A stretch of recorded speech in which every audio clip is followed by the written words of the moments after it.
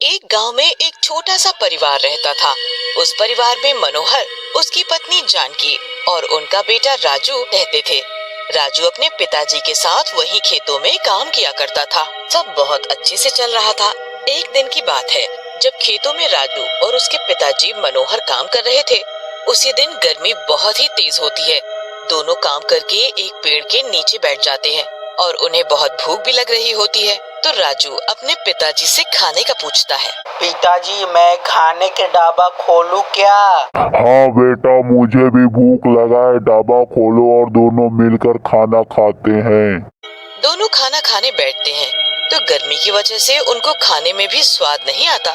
पिताजी, मुझे खाना खाने के जरा सा मन नहीं है। अरे बेटा, थोड़ा तो खाना खा लो, सुबह से नहीं खाना खाए हो, खा लो।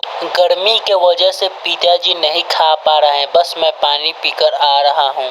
रामू गर्मी से परेशान पानी पीकर आता है और बस काम में वापस लग जाता है। थोड़ी देर में शाम हो जाती है और दोनों घर को निकल पड़ते हैं। रास्ते में राजू को एक जगह काफी भीड़ सी दिखाई देती है। राजू देखने की कोशिश तो करता है पर उसे कुछ दिखाई नहीं पड़ता। राजू वहाँ जाता है तो उसे एकदम ठंडी हवा लगती है। राजू के तो शरीर में जैसे जान पड़ जाती है। वो और आगे बढ़कर देखता है तो वहाँ एक नया ढाबा खुला होता है जिसके अंदर से वो ठंडी हवा आ रही होती है। राजू वहाँ खड़े लोगों से पूछने लगता है। अरे भाई, भीड़ कैसा लगा है? मुझे भी अंदर जाने दो तो। अरे भैया, कहाँ चले जा रहे हो? दिखता नहीं लाइन लगी हुई है, पीछे लगो लाइन में। अगर एसी में बैठकर खाना खाना है तो। एसी में? हाँ भाई, ये एसी ढाबा है। अंदर पहले ही काफी लोग बैठे हैं। जब वो खाना खा लेंगे तब जाकर हमारा नंबर आएगा। फिर हम भी ठंडी एसी की हवा में खाना खाएंगे। पर ये तो बहुत महंगा खाना होगा ना? अरे कुछ महंगा नहीं है, बल्कि इतना सस्ता खाना है कि घर से भी सस्ता। मैं तो बोलता हूँ तुम भी रोज आकर खाना खाया करो।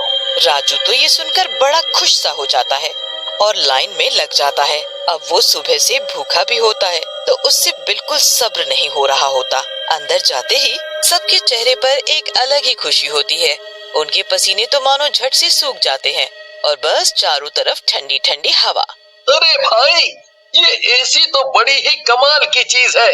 पर ये यहाँ इस छोटे से गांव में एसी ढाबा खोला किसने है?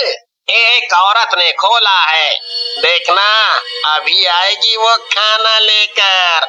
हरिया इतना बोलता ही है कि तभी सामने से एक सुंदर सी औरत हाथों में ढेर सारी थालियां खाने से भरकर ला रही होती है। अरे जल्दी जल्दी खाना खाओ, एसी की ठंडी ठंडी हवा में गर्मा गर्म खाना खाओ।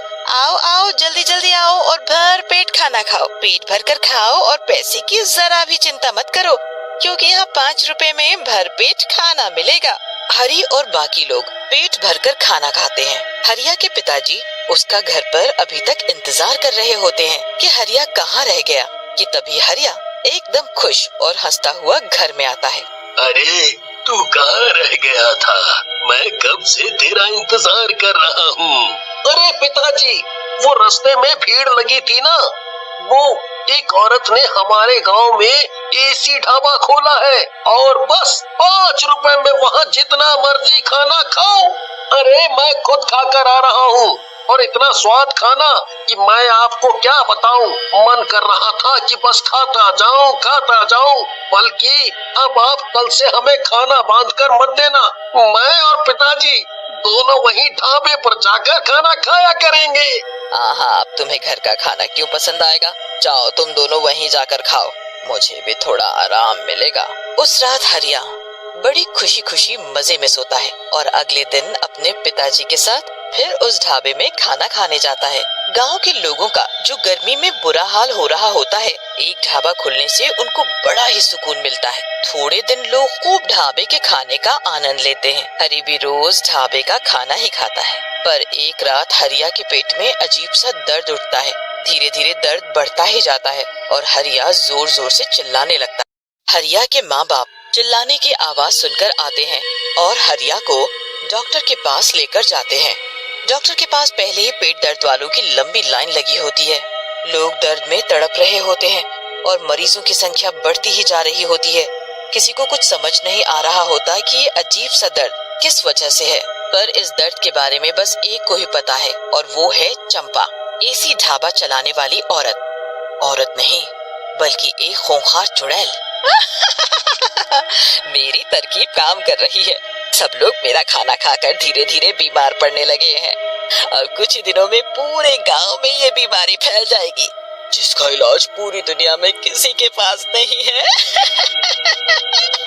धीरे धीरे पूरे गांव के लोग उस चुड़ैल के एसी ढाबे का खाना खाकर बीमार हो जाते हैं और किसी भी डॉक्टर के पास इसका इलाज नहीं होता। लोगों को समझ ही नहीं आ रहा होता कि आखिर वो करे तो क्या करे। चुड़ैल ये सब देखकर बड़ी ही खुश होती है और रोज अपना ढाबा खोलकर लोगों को जादुई खाना खिलाती है। एक दिन उस गांव में दूसरे गांव से एक बड़े ही ज्ञानी बाबा आते हैं। उनके साथ इसी गांव के 2 लोग होते हैं जो उनके साथ साथ चल रहे होते हैं। बाबा, यहाँ बहुत गर्मी है और आप चल भी नहीं पा रहे और आपने सुबह से कुछ नहीं खाया है। यहाँ एक ऐसी ढाबा है, वहाँ चलते हैं, वहाँ आप थोड़ा आराम भी कर लेना। बाबा उस आदमी की बात मानकर उस ढाबे में जाने के लिए हाँ भरते हैं और जैसे ही वो वहाँ पहुँचते हैं उनको अजीब सा महसूस होता है। वो कहीं न कहीं समझ जाते हैं कि ढाबे में कुछ तो गड़बड़ है। वो वहाँ बैठते हैं तो चंपा नाम की औरत हमेशा की तरह खाना लेकर आती है।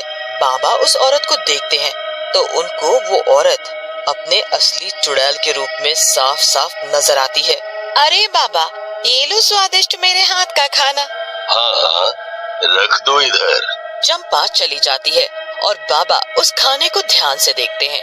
उनको समझ आ जाता है कि खाना जादुई है। वो प्लेट से एक रोटी लेकर अपने थैले में रख लेते हैं और बिना कुछ खाए वहाँ से निकल जाते हैं। उसके बाद वो गांव में प्रवेश करते हैं तो पता चलता है कि गांव के लोग कैसे पेट दर्द से तड़प रहे हैं। ये सब उस चुड़ैल का काम है।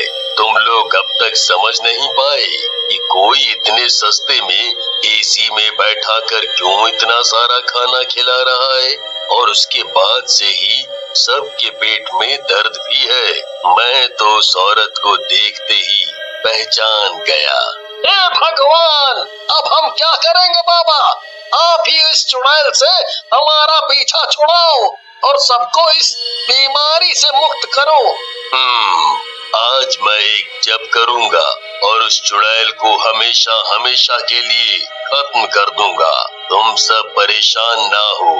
उस रात बाबा बहुत बड़ी पूजा करना शुरू करते हैं। ओम भीम क्लीं स्वाहा, ओम भीम क्लीं स्वाहा। काफी देर के जप के बाद बाबा उस रोटी को थैले से निकालते हैं और उसके ऊपर मंत्र पढ़ने लगते हैं। मंत्र पढ़ते ही उस रोटी को हवन में डाल देते हैं और ऐसा करते ही उधर चुड़ैल के एसी में आग लग जाती है। आग आग, मैं कैसे बताऊं इसको, एसी नहीं खराब हो सकता है। वाह वाह। आग देखकर गांव वाले ढाबे के आसपास जाकर खड़े हो जाते हैं और चुड़ैल अपने असली रूप में बाहर आकर चिल्ला रही होती है। मैं अपना एसी ऐसे बर्बाद नहीं होने दूंगी। मुझे जो करना है वो मैं पूरा करके रहूंगी। खबरदार, जो कोई मेरे पास भी आया सबको मार डालूंगी मैं। इतने में बाबा वहाँ आ जाते हैं।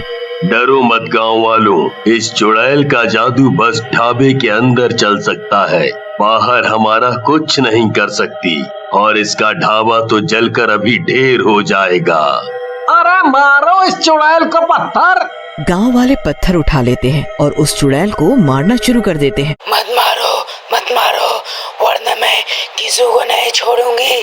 गांव वाले बिल्कुल भी नहीं रुकते और लगातार उस चुड़ैल को पत्थर से मारते रहते हैं। चुड़ैल अपने आप को बचाती रहती है पर इतने लोगों में कुछ नहीं कर पाती। वो जमीन पर गिर जाती है और उसकी आंखें बंद होने लगती है। तुम लोगों ने मेरे साथ अच्छा नहीं किया।